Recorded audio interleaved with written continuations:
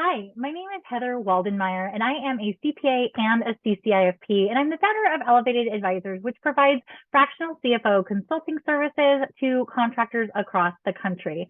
I want to congratulate you on your decision to pursue your CCIFP credential.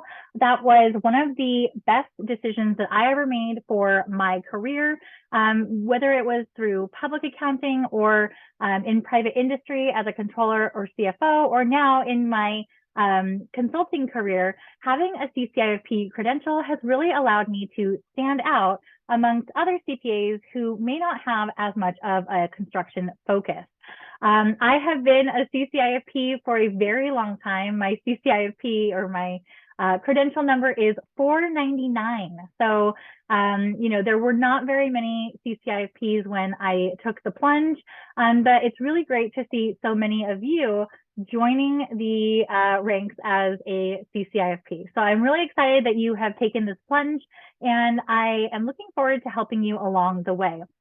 I became a CCIFP, as I mentioned, in order to help differentiate myself in the marketplace. I got my credential when I was new to my career.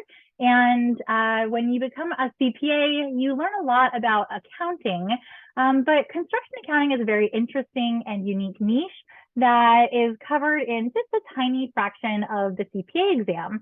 While many folks out there are CPAs or have accounting knowledge, I wanted to be able to demonstrate to my clients and future employers that they didn't have to take my word for it, but that they had this sort of outside verification of my skill set as a construction financial professional in my CCIFP. So even though I had a CPA, I really still wanted to be able to demonstrate that construction really is my thing. I love it, and it's been a great way to demonstrate my commitment to the construction industry.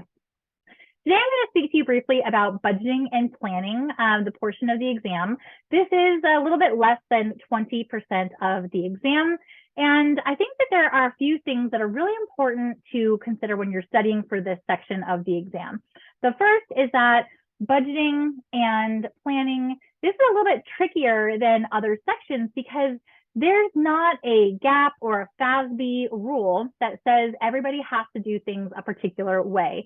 So this is where you might get caught up in some outside bias in how your company does something, or if there's a topic in the exam study guide or the materials that your company is not utilizing, it may be very unfamiliar to you because the exam is going to test your knowledge on various aspects of budgeting and planning that may be different than things that you do on a regular day-to-day basis. For example, the exam covers a number of different ways of estimating or calculating overhead. And when it comes to overhead allocations and overhead estimations, there is no one size fits all. And it's important for you to understand the different ways that companies estimate their overhead, because in the future, you may end up at with a client or at a construction company who is utilizing a different method for estimating overhead. When I was preparing for the exam, what really helped me was practice questions. There are a few practice questions that are available for the exam, and what I would do is I would go through and I would change the numbers, or I would change the order in which things were presented, and I would just practice. So I think that really at the end of the day, practice makes perfect.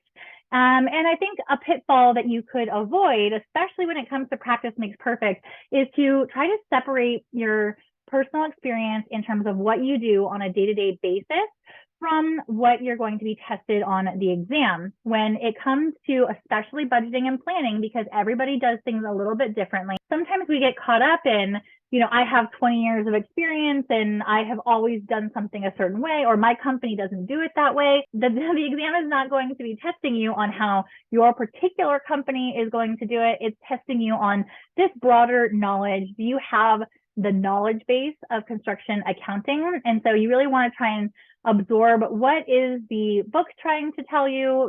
The exam is going to test you to that information before you push something out of mind, like, oh, I probably don't really need to know this, or I don't need to focus on that because I don't do that in my day-to-day.